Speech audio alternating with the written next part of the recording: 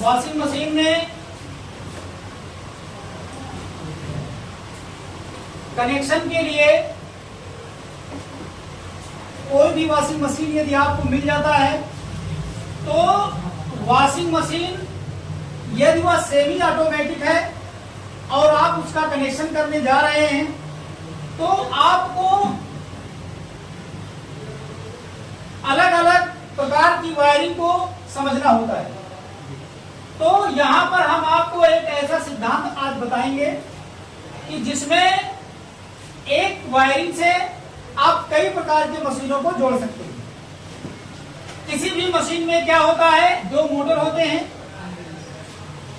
एक कैपेसिटर होता है जिसमें 4 तार बाहर होता है। उस मशीन में एक टाइमर लगा होता है। टाइमर में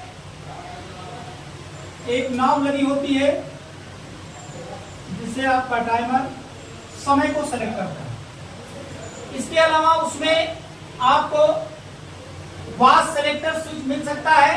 वॉश सेलेक्टर स्विच कुछ मशीनों में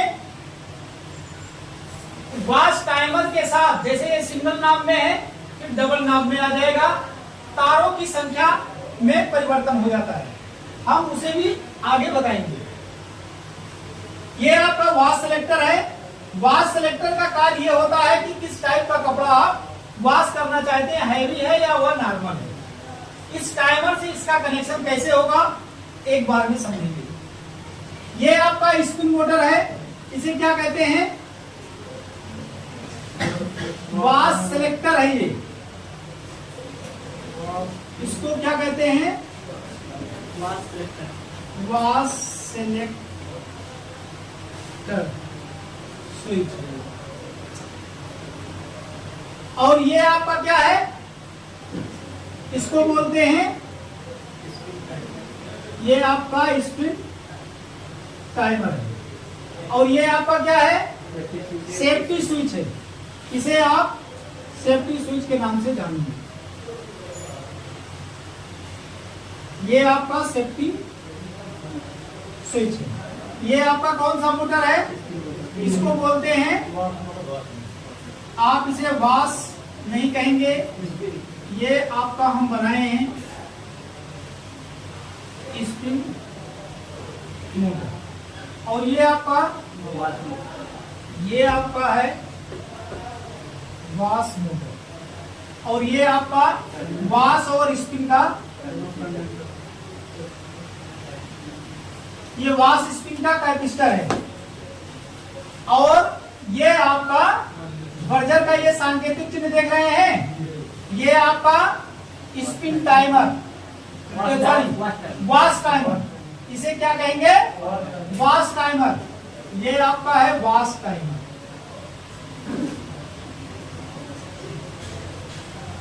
ये आपका वॉश टाइमर। वॉश टाइमर में आपको बताया गया है कि वॉश टाइमर जो आपका होता है, ये वॉश टाइमर 7 तार का है। इसमें 7 तार है, 4 तार एक साइड, 3 तार एक साइड होता है। तो ये जो 4 तार है और ये 3 तार है, ये आपको हम आगे अभी दिखाते हैं। 4 और 3 की पहचान कैसे की जाती है। वैसे आप देखेंगे ध्यान से तो 4 तार और 3 तार आपको टाइमर में देखने से ही पता चल जाएगा कि किस साइड में 4 है और किस साइड में 3 तार होता है। तो अब इसमें आपको कहां सप्लाई देना है, इसका कौन सा तार कहां जुड़ेगा, एक बार में समझ में आने वाला है। अब आप यहां देखिए, सबसे पहले हम क्या करते हैं, स्टार्ट जो करते हैं वायरिंग की शुरुआत हम कहां से करते हैं। वायरिंग शुरू होती है हमारी मेन लीड से। मेन लीड से हम वायरिंग को शुरू करते हैं। अब मशीन का कोई भी तार जुड़ा नहीं है। यहां आप इस मशीन का एक एक तार कैसे जोड़ेंगे, यह आपको एक बार में समझ में आएगा। अब हम washing machine, circuit diagram of semi automatic washing machine, ये 7 तार का टाइमर किसी भी कंपनी के मशीन में लगा हुआ है। उसका कनेक्शन किस तरह से करना है, जैसे आप आपके मशीन में सिलेक्टर स्विच लगी है, वाश टाइमर लगा है, स्पिन टाइमर और दोनों मोटर, कैपेसिटर, मेन लीड, इनका कनेक्शन आपको जोड़ना है। इसके अतिरिक्त कोई तार अलग से कंपनी नहीं जोड़कर देती। आइए हम एक तार को जोड़ना सीख लेते हैं। सबसे पहले क्या करेंगे? सबसे पहला काम इसको न्यूट्रल बनाते हैं। तो ये हमारा न्यूट्रल होगा और ये क्या होगा? ये फेज होगा। अब ये न्यूट्रल सप्लाई आपकी यहां से निकलेगी, तो न्यूट्रल कहां देना है ये आपको समझ में आना चाहिए। तो न्यूट्रल सप्लाई आपका सीधे कहां जाएगा? न्यूट्रल सप्लाई आपका दोनों मोटर और बर्जर, चौथा कोई स्थान नहीं है। आज से ही दिमाग में ये रख लीजिए कि चौथा कोई स्थान नहीं है। अगर है भी तो ये टाइमर चेंज हो जाएगा। कुछ कंपनियां जैसे सैमसंग, एलजी या वीडियोकॉन, वर्लपूल इत्यादि कंपनियां यहां पर मोटर टाइमर लगाकर देती है। इस टॉपिक को भी हम नेक्स्ट वीडियो में बताएंगे। ये आपका सिंगल टाइमर है और इसमें मोटर नहीं लगा हुआ है, ये सादा टाइमर है। इसको जितना आप घुमाते हैं उतने मिनट के लिए ये सेलेक्ट हो जाता है। अब मेन लीड का एक तार न्यूट्रल मानते हैं और न्यूट्रल मानकर सबसे पहला काम आपका ये होगा कि दोनों मोटर के कॉमन का एक तार जोड़ देना है। दोनों मोटर का कॉमन का एक तार जोड़ देना है। जहां दोनों कॉमन जुड़ गया आपस में, और ये न्यूट्रल आएगा कहां से? ये तो है न्यूट्रल, मेन लीड से आएगा। तो मेन लीड आपका इन है, तो ये न्यूट्रल आपका आ गया दोनों मोटर में। यही न्यूट्रल सप्लाई आपकी कहां चली जाती है? ये आपका सीधे कहां चला जाएगा? बर्जर से जोड़ देना है। और कहीं जाएगा न्यूट्रल कंप्लीट हो गया। अब आपको क्या करना है? अगर फेज जोड़ना आपको आ जाए तो समझ लीजिए मशीन की वायरिंग कंप्लीट होगी। अब फेज सप्लाई को ही हमें timer, selector switch, safety switch और स्पिन टाइमर और कैपेसिटर से कैसे जोड़ना है, फेज सप्लाई के बारे में देखिए। आपको बताया गया है कि ये टाइमर जब हमारे पास होता है, जिधर 3 वायर होते हैं वहां बीच वाला तार क्या होता है? वहां बीच वाला तार क्या होता है? फेज होता है। और एकदम किनारे वाला तार क्या होता है? ये बर्जर का होता है। और इसके ऊपर वाला तार, इसके ऊपर वाले तार को हम कहां देंगे? इसके ऊपर वाले तार को सीधे दिया जाएगा जो वाश सेलेक्टर स्विच है, इसमें जो सबसे दूर पर एक पिन दिख रहा है ना, इन दोनों से ये अलग है ना, सबसे अलग, ये कॉमन पिन कहलाती है। ये जोड़ देते हैं, ये आपका इससे जुड़ गया कॉमन से। इसको कौन सी पिन बोलते हैं? ये मेरा कॉमन है। अब इसमें कै पिन बच गया? 2 बच रहा है ना। अभी हम वाश मोटर का कनेक्शन कंप्लीट करने जा रहे हैं। देखिए 2 है ना, 1 2, चाहे जिसमें जोड़ दीजिए। बस क्या करेंगे, अगर गलत आप कर देंगे तो ऐसा नहीं है कुछ दब जाएगा, कोई चीज शार्ट हो जाएगा, ऐसा कुछ नहीं होगा।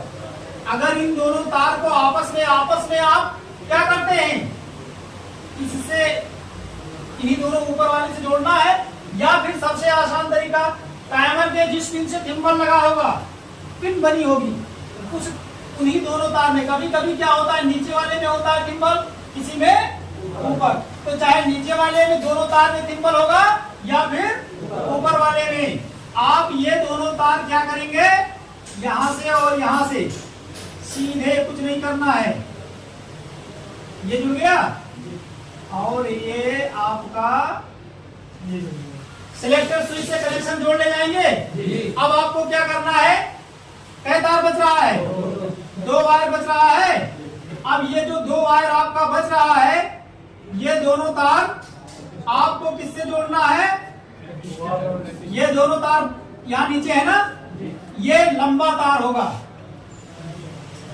जब टाइमर खरीद के लाते हैं तो सबसे लंबा तार टाइमर का कै तार मिलेगा? 3 तार, एक फेज, एक वाश मोटर का रनिंग और दूसरा वाश मोटर का स्टार्टिंग। अर्थात मोटर को हम क्लॉकवाइज और एंटी क्लॉकवाइज चलाते हैं। तो ये दोनों तार हमारा सीधे यहां से निकाल देना है।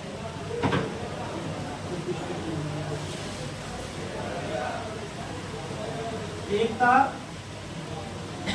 ये दोनों तार समझ में आ रहा है ना? टाइमर से कहां से हम जोड़ के ला रहे हैं? अब कुछ नहीं करना है। देखिए, अगर ये दोनों तार की पहचान हो जाए टाइमर में, तो अब ये दोनों तार चाहो तो आप दोनों कैपेसिटर से जोड़ दो या दोनों मोटर के रनिंग और स्टार्टिंग से जोड़ दो। ये बात समझ गए? इसको यहां से मिला दो, इसको यहां से मिला दो, जोड़े जाएंगे। इसके अलावा क्या करना है? कंडेंसर में एक साइड आपका जो सबसे अधिक एमएफडी का होता है वो वाशनी, यानी जिस तार में बल्ब तेज जलेगा वो आप दोनों तार किस में जोड़ देंगे? दोनों वाश वाले तार से जोड़ देंगे। ये हो गया आपका वाश कनेक्शन। वाश के लिए आपने सर्किट पूरा कर दिया। अब इसमें क्या बच रहा है? स्पिन। अब फेज सप्लाई कहां से हमने लिया था? आप चाहो तो यहीं से 2 तार निकालो, एक इसमें भेज दो और एक तार सीधे ला करके चाहे स्विच में दो चाहे स्पिन टाइमर में, दोनों में किसी में दे दो, एक में। चाहे पहले इसको जोड़ दो चाहे पहले इसे जोड़ दो। आगे बात समझ में?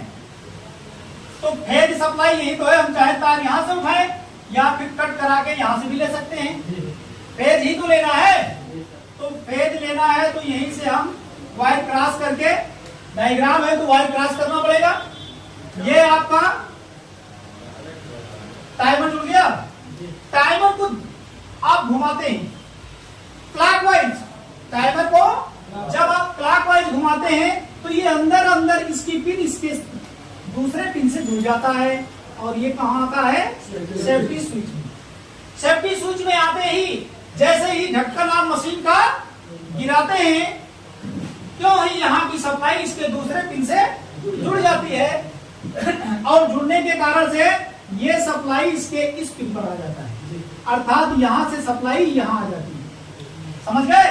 और जब ये सप्लाई आती है तो ज्यादा कुछ सोचना नहीं है। आप इसके किस पिन से जोड़ देंगे? आप इसके किस पिन से जोड़ देंगे? आप इसके रनिंग तार से जोड़ देंगे। कुछ नहीं सोचना है। समझ गए? और यही तार कैपेसिटर में जोड़ देंगे। समझ में आ गया? कैपेसिटर का दूसरा तार कहां जोड़ना है? सीधे स्टार्टिंग से जोड़ दो। इससे ज्यादा कुछ वो आपको नहीं सोचना है। आप सप्लाई दे दीजिए, मशीन चलेगी। समझ गए? इस तरह से आप कनेक्शन करेंगे। आपका कनेक्शन करने में समय की बचत होगी और दिमाग का लोड भी नहीं बढ़ेगा। इसलिए तरीका जो है यही होता है। अब इसमें अलग अलग प्रकार के टाइमर का कनेक्शन हमें समझना होगा। टाइमर चेंज हो जाएगा, थोड़ा सा कनेक्शन बदल जाएगा। टाइमर चेंज हो जाएगा, थोड़ा सा कनेक्शन टाइमर का बदल जाएगा। तो ऑल टाइप के सभी प्रकार के टाइमर को पारी पारी से इस तरह के डायग्राम बना बना करके हम आपको सभी प्रकार के सेमी ऑटोमेटिक वॉशिंग मशीन का कनेक्शन देंगे। धन्यवाद।